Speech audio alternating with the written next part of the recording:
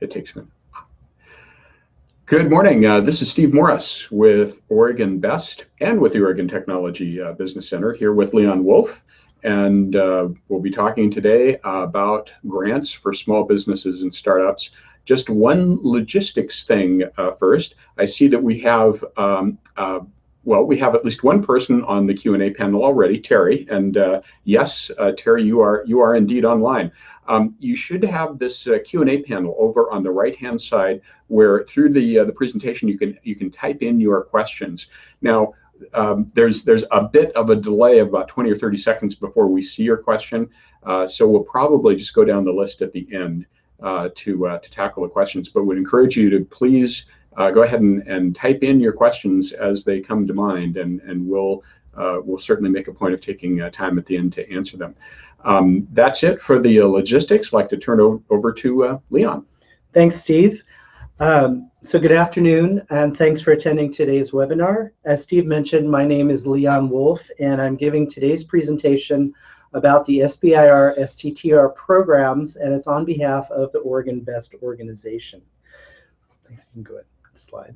All right, and with that, we'll switch over to our slide to go through the presentation here. Hold on just a moment. That's right there, and go. Thanks. All right, go for it. So the focus for today's presentation is really on identifying companies that might be a good fit for the SBIR STTR programs and how they should proceed to get information. It's not a detailed presentation on the programs themselves, although there is time during the presentation, and especially we'll be queuing up your questions afterwards if you'd like a little bit more information. But we will be telling you at the end about how to go and really get some more detailed information. At the end of the presentation, we'll also be talking about an upcoming event in Portland that is an ideal opportunity for companies that think they might be interested. So as Steve said, Google Hangout will queue up your questions, and we'll be able to read them with a slight delay, but we do intend to answer them at the end unless there's something that you absolutely have to ask to clarify a point during the presentation. So please wait till the end for everything that can be waited on. So, delay. That should work. There you go. Okay, so the SBIR, which stands for the Small Business Innovation Research Program, and its sister program, STTR, are competitive federal government programs that provide over $2 billion to small businesses working in technologies that are deemed high risk. And they've actually started branding themselves, as you see in the upper right, as America's Seed Fund. So it would be more accurate to say that there are actually 11 SBIR programs, one at each of the federal agencies that do scientific and engineering research. And the names of those agencies are listed in the logos, some of which are shown at the bottom of this slide. Names that should be familiar to you, like the United States Department of Agriculture, branches of the Department of Defense, such as the Army and Navy, the Department of Energy, and then one of my personal favorites, the National Science Foundation. So again, we're not going to go into any great detail on the program itself, but if you do have questions, please list them for the end. So first question is, why would a company want to apply for an SBIR, and who should you encourage to apply for SBIR grants or contracts? So the main reason, which is pretty obvious, is that your company needs funds to do R&D or product development, has some invention or some novel idea that they need to take to market, and it's not immediately obvious how to simply get loans or investment to do that. So the key word there is non-dilutive. This is not a loan. This is either in the form of a grant or a contract. And the government is not taking any equity position in your company. You get to keep it all. So the second major reason is that you get to keep the intellectual property or the IP. You're not giving away any of your data or any of your position in the future business. And that's extremely attractive. Compared to getting venture or angel funds, this is probably the the freest source of capital for small businesses. So obviously, this isn't for everybody. The government is looking for high-risk things that wouldn't be attractive to a normal investor. And it's to take that program, take the invention to a stage where eventually external investors would pick it up. So the kind of money we're talking about here, and everybody has to start in a phase 1 SBIR, or the research portion of the program, and that is usually $100,000 to $150,000 for the proposing company. Once you get a phase 1, you then would proceed to a phase 2, which is more of the development phase. That can be as much as $1 million or over at some of the larger agencies. And it's really intended to get all of the major invention done and to proceed to external investment. So some companies choose simply to go external. Some companies can go to market without getting any external investment. But the government is really looking for the validation and the credibility, moving companies to a state where external investors would then be ready to take this product to market. And normally, a company would be deemed too high risk for a normal angel or a venture capital investment, or for a small business loan prior to getting an SBIR or STTR award. So, all right, so if a company's decided that they're interested, or at least it would be right for their business, the next step is to decide whether or not they are eligible for the program. So very basic legal requirements to be eligible to apply. You have to be a United States company. You have to be for-profit, smaller than 500 employees, which usually isn't a problem, and 51% owned by a U.S. individual or an affiliate. The remaining 49% can be owned by a number of investors or a nonprofit. And you don't have to have a university connection, but you, for an SBIR, but for its sister program, STTR, at least 30% of the work must be done at a nonprofit research institution like a university or college. Some SBIRs do partner with universities, but it is not a requirement. So this is the letter of the law to apply for SBIR, and this is basically the standard Small Business Administration's definition of a small business concern, or SBC. So that's the letter of the law. However, the question is, you may be eligible, but are you right for the program, and would you be competitive? So the critical success factors that must be in place in order to proceed writing a competitive proposal are, first, that your company or the company you're advising has an innovative technology or invention aligned with the agency missions that you might be applying for. And there might be more than one agency that your technology or your innovation is relevant to. This does not necessarily have to be rocket science, although NASA is one of the funding agencies, so they are interested in rocket science. We've seen proposals for things like video games that have educational benefits at NSF and the Department of Education. And we've also seen software projects for entrepreneurship training, rural development. So as long as this is aligned with an agency mission, it does not necessarily have to be deep science or engineering, but in a lot of cases it is. So the second major eligibility, or the second major success factor that I always look for when advising a company, is that either the team and the company membership or the advisors and resources available to the company include a qualified principal investigator and other both business experts and technical experts that are going to help them both develop the product and the business. So these don't have to be paid employees. Sometimes these are unpaid advisors. Sometimes this is simply a strategic partner. But the most important thing is for the reviewers to know that you have the technical and business horsepower to deliver if they're going to fund you.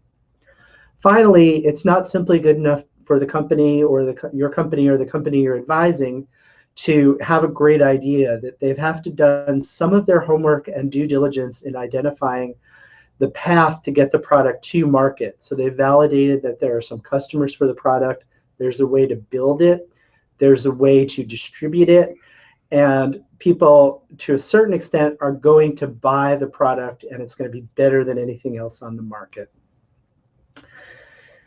So at this point, everybody should do kind of a reality check. And does your company or a company you might be thinking of have these? What is their next step? So if so, you should really contact resources that can provide a considerable degree of help and information for your small business to start seeking an SBIR. So some of you on the phone may be staff or brought here by a small business development center around the state. The Oregon Small Business Development Center Network website has a huge amount of information, as well as providing an additional assistance link at the website that's listed on this slide. So please talk to your lead advisor if you're an SBDC client, or go to the website and find out more about SBDC's program. The most extensive program that is currently operating here in Oregon in 2015 is what's called the SBIR STTR Support Center from the organization known as Oregon BEST, the Clean Tech Consortium. And we offer help in identifying funding opportunities at the different agencies, help contacting the agencies, proposal preparation assistance, help in registering and meeting eligibility guidelines, and training and workshops. And myself and Steve Morris both come from Oregon BEST, and we can talk a little bit more about that in the questions if there's any interest. But please go to the website and apply for assistance if you're interested in going through Oregon BEST. And that assistance is not limited to clean tech companies. We support anybody who is applying to any of the 11 agencies in the federal SBIR programs.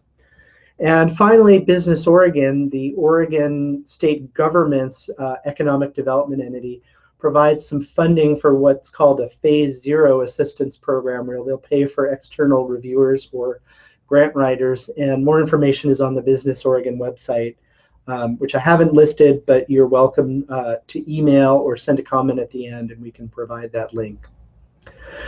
So if you're looking more at the national level to find out more about the SBIR program, SBIR.gov is the official Small Business Administration U.S. government website, and that contains links to all 11 of the federal agencies, as well as award information, solicitation information, and state contact information.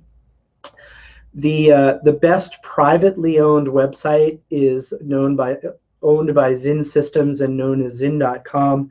They provide the SBIR gateway that also has agency websites, a lot of news and current events in the SBIR community, and most importantly, a solicitation calendar and an alerting service when specific agencies release or open up the period for accepting applications. And I highly recommend that website. It's very well maintained.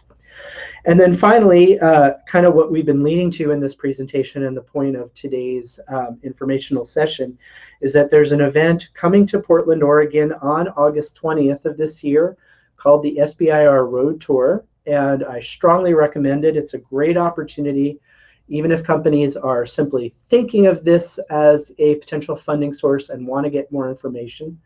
And I strongly recommend that companies, if they're interested, register soon. It's August 20th, again, from 8 to 2 at the Doubletree Hotel Lloyd Center in Portland. It's hosted by Oregon BEST, and it's in a collaboration with the Oregon Entrepreneurs Network. And it's an event, basically a one-day conference that includes presentations by SBA officers and key SBIR program managers from the 11 agencies that I mentioned early in the earlier slide. And it also includes a chance to have one-on-one meetings, 20-minute one-on-ones with the agency managers. It is a first-come, first-serve program, and reservations are required, and they fill up early, especially the key agencies. So please, again, register early, and once you register, you'll receive information on how to sign up. Not all 11 of the agencies will be participating in Portland, and the government is kind of figuring out who's attending. There's currently 12 different agencies out of, I think, a potential 20 possible program managers and various offices that are associated with this SBIR program. So go to the OEN website listed, and it'll also contain a link to the National SBIR Road Tour website, and that'll give you the most current information on which federal agency program managers are going to be here. And again, I strongly recommend anyone who's considering SBIR to come to this. Normally an event like this would be held in Washington, D.C., or possibly, although it's rare, another major city in the U.S. The last time something like this was in Portland was 2012, and it cost $500 to attend. And we don't see anything like that in the future. This event is $30, includes breakfast and lunch, so it's virtually free. And in addition to the federal SBIR information, there's also in the afternoon going to be panels from Oregon Best and other state agencies on state funding options available for startups, as well as success stories and resources for companies that are considering applying to SBIR. So if anybody is interested in knowing more about that, please go to the OEN website or email or post your questions on Google Hangout. And if there's enough interest, we may be offering additional webinars that help prepare or give more information about the road tour when we get closer to the event, so you can make the most of the program. So that's all I had for the formal presentations. You can close the slide. Thanks, Steve. And I wanted to thank everybody for attending. I hope that there is interest in both attending the SBIR Road Tour event in Portland on August 20th. Whether you're in Portland or from around the state, it's worth the trip. And I do encourage everyone to strongly consider SBIR as funding for your startup. Thanks. And we do have, actually, I have a couple questions, plus we have at least, I know, one question posted, and encourage you, again, if you have questions, please let us know. Question. Let's see, I think this is from Art. Is there a database of funded projects by topic, like, software for training entrepreneurs, example you gave earlier? Can people go look it up? So the SBA on that SBIR.gov website does maintain both a searchable database of currently funded programs and past programs for about 10 years, as well as award statistics. Searching by keyword is, like any search engine, it's not always the best thing to zero in on. And if you know which agency or which topic area you're really looking for, very often the individual agencies have better searchable databases. But the short answer is yes. And by going to one of the resources listed on that slide, we can also help you search past awards as part of the overall funding opportunity search. Thanks, Art. Okay, I think another question from Art. Please clarify the company qualification, greater than 51% owned by U.S. Affiliate. Yeah, and again, this is the standard small business concern definition by the U.S. Small Business Administration, but basically, a small business cannot be majority owned by a venture capital firm, by a nonprofit, or by a larger entity. It has to be owned by an individual for that 51% or another small business. The remaining 49% can be investment firms, nonprofits, or larger businesses. But the government is really trying to encourage small business, and that means individuals or corporations less than 51%, less than 500 employees. And by the way, that ownership can either be in the form of an LLC at the time of an award or a true S or C Corp. And I'm not a incorporation business lawyer, so I can't give advice on any more details on that. Some of the agencies do allow sole proprietors to apply, but they have to be incorporated by the time they receive the award. And by the way, it used to be that this is looser than it used to be. It used to be that if you had a venture capital investor, you really didn't qualify at all. And it is considerably more flexible now. Again, if you have more questions, please post them. I have one question for you, Leon. Actually, I have two or three. Okay. You mentioned the support center, the SBIR STTR support center. Could you just briefly comment on what kind of help is available through the support center? Yeah, thanks for the chance to clarify that. So I like to think of the support center as kind of a pyramid. At the lowest level of the pyramid, we provide very broad outreach and educational information to essentially the full range of startups in any technologies in any stage of their development in the state of Oregon. And there were 6 lunch and learns as a key feature, a key program in that outreach effort earlier in the year. And today, and the activity at the conference is another aspect of that.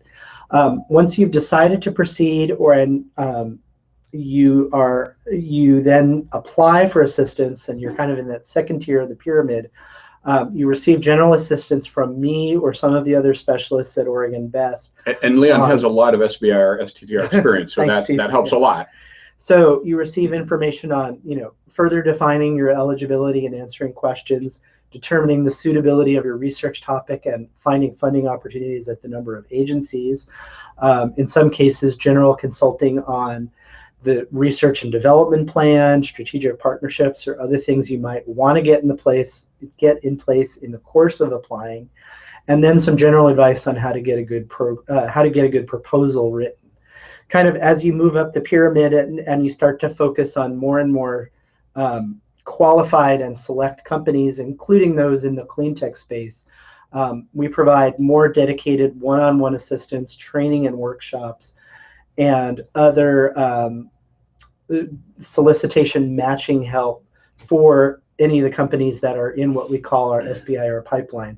Then finally, at kind of the top of the pyramid, at this point, for phase 1 applicants in some of the harder physical sciences, we provide turnkey support from an external consultant who has 35 more years of experience than I do and runs a small consulting business in Oregon, national figure, but located here in Oregon. And we call that turnkey phase 1 assistance. And that person really coaches a qualified company through the entire process of writing a grant, delivering a message, creating the research plan, getting all of the accessory documentation and budget together, and then actually stepping through the registration and the online submission processes. So that's kind of the tip of the pyramid, and we're certainly hoping to zero in on the best and brightest. Last year, we provided that to 3 companies, and we had 3 awards, although not all of the 3 that we supported were the winners. 2 out of the 3 were. That's a pretty good hit rate. Again, it's a good hit rate. The national average is more like 10%, and so 66% is looking pretty good. So that's a lot of help that's available. So definitely, if you're interested, check out in doing an SBIR, check out the support center.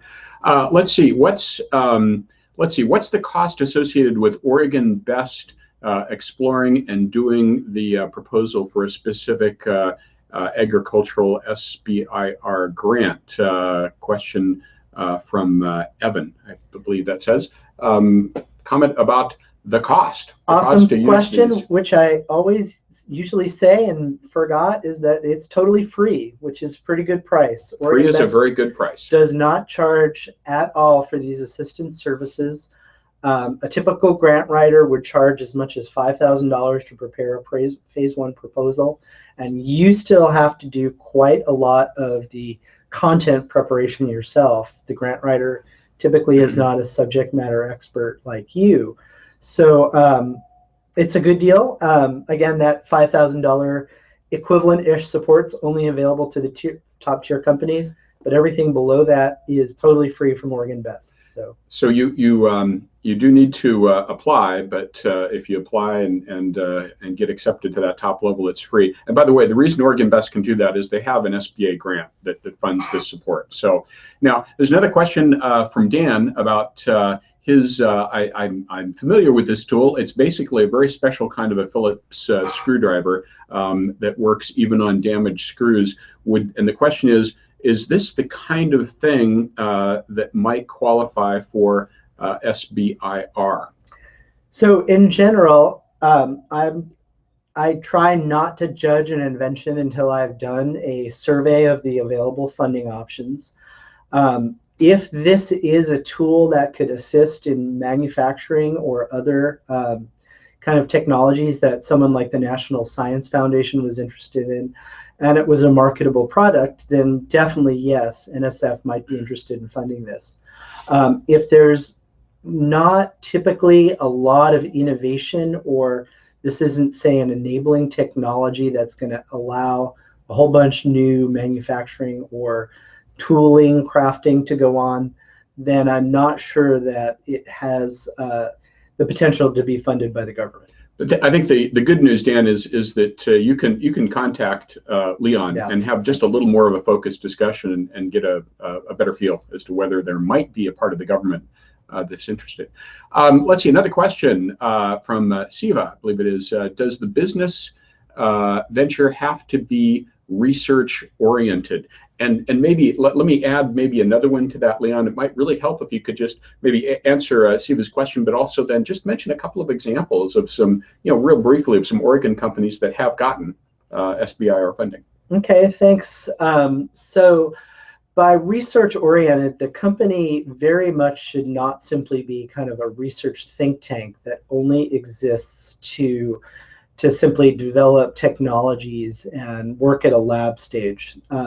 It's possible to have a venture like that simply will license this to a manufacturing company, but all of the SBIR agencies are very interested in companies that are going to commercialize what they make. So having said that, if I read between the lines on the question, that there has to be some element of research required that you're seeking the funding for.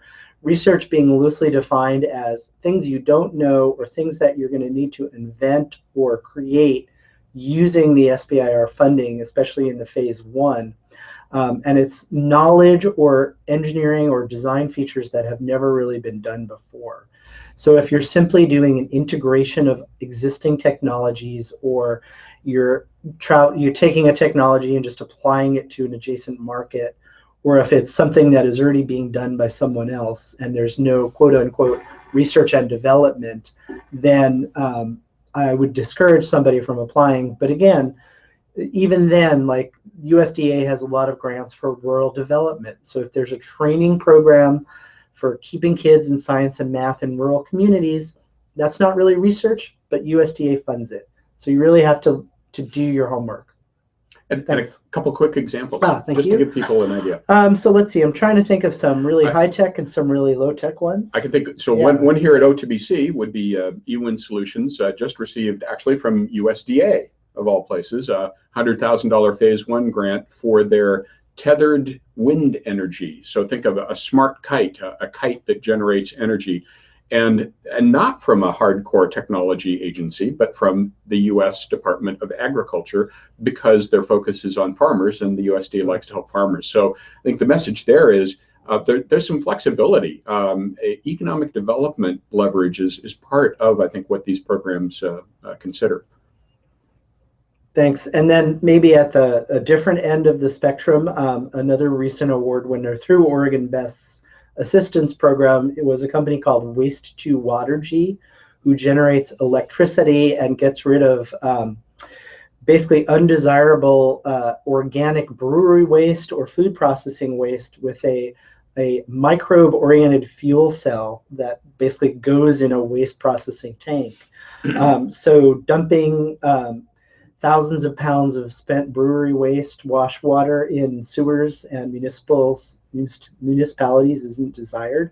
This company received an STTR award, since they are Oregon State University researchers, in order to bring this product to market and they actually partnered, and can be read about in Portland Business Journal, with the Widmer Brewery a couple of years ago. So in that case, there was some deep technology in the microbes and the reactor design, and they are associated with Oregon State University, but something we wanted to support, and so did the NSF. I'll give you one software example for the software companies out there, and this is a proposal that's in process here, an O2BC company that basically has to do with software for kids with autism to teach them skills.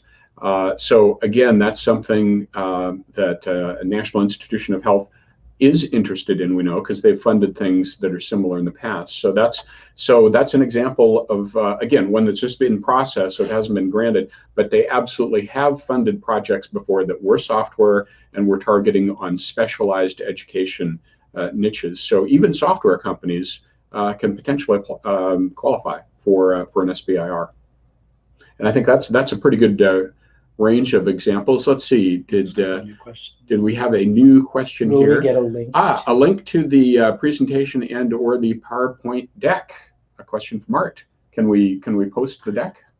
Yes, and we definitely plan to do that. Can you explain some of how Google Hangout works? Yeah, well, one thing, as soon as this Hangout is done, this will appear in the on our Google YouTube channel. So the video itself will get posted, but also we should be able to post a PowerPoint link. Actually, we can put that in the notes, the comments attached to the video, so that you can also download the slides, and certainly so yeah, that should be accessible actually through the same link that you used to watch the video. I'm pretty sure once we're wrapped up, that'll just link to the YouTube channel. Okay. Let's see. So we got another one. I can read this. Yeah. If my proposed project doesn't appear to have been done before using the funded projects database, can you help us do more checking to make sure it hasn't already been done? So, well, there's a couple of aspects to that question. So, in general, I do provide, and a grant writer does provide, some what's called competitive analysis, both technical and commercial, and that does need to be included to varying degrees in the grant to make sure that you're not duplicating somebody else's research. So we will help you do that, but to a certain extent, it's the company's responsibility to do their homework to make sure they're entering a market that isn't already crowded or with someone that has an edge over them. So a different answer that I'd like to give also is that very often you want to go to the federal funding database to see something similar, to know that the agency is interested in funding, let's say, clean, small-scale wind energy projects. So you want some level of agency interest, but you don't want them to have funded something that's virtually identical. And that is it provides you some validation that you're on the right track. And that also varies depending on the agency. USDA and NSF fund things very generally. Some of the other agencies like Army or DOE are looking for very specific things. So if they've already funded something and they've got a solution for the problem they're looking to solve, they may not fund another one. But at National Science Foundation, they don't have a specific mission. They just want to get good science and technology and engineering out there.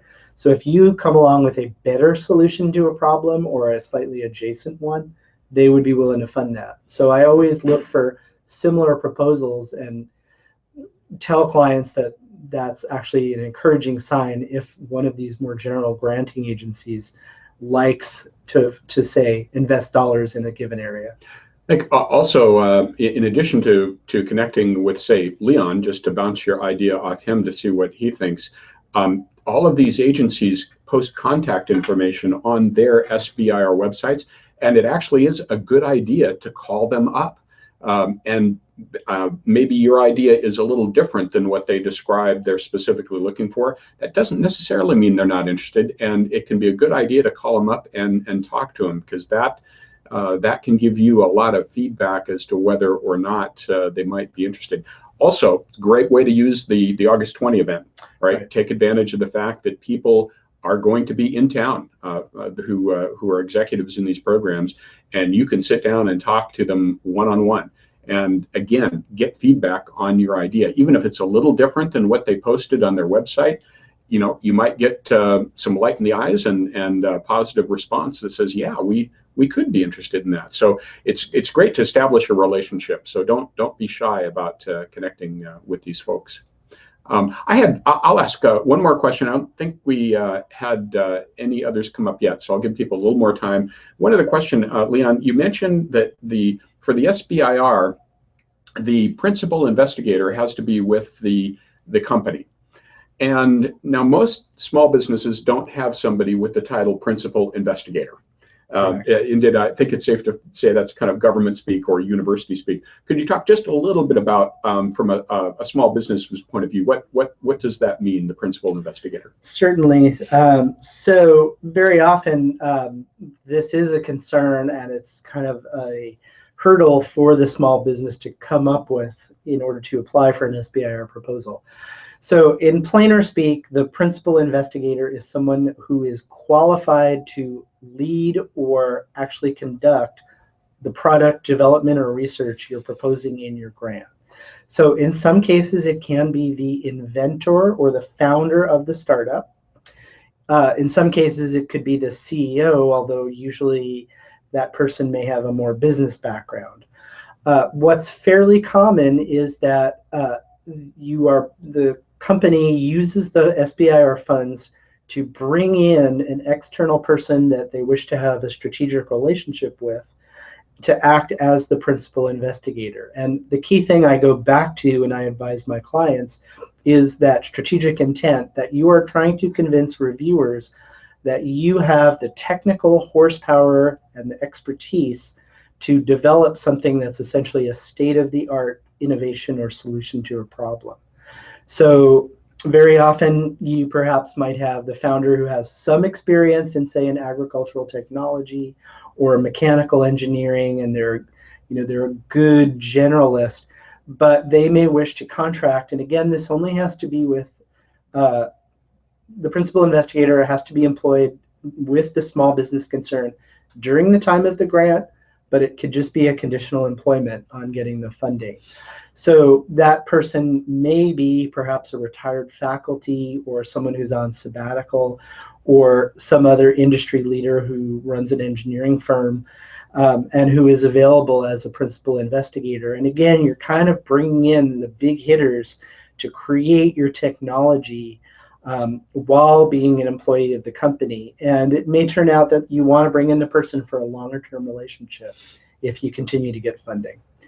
And in some cases, it turns out right now, for instance, I have someone who's a soil scientist and a great crop science expert who's developing seed coatings, and he's got a PhD in crop science. So he's like, do I need someone else at the College of Agriculture Sciences?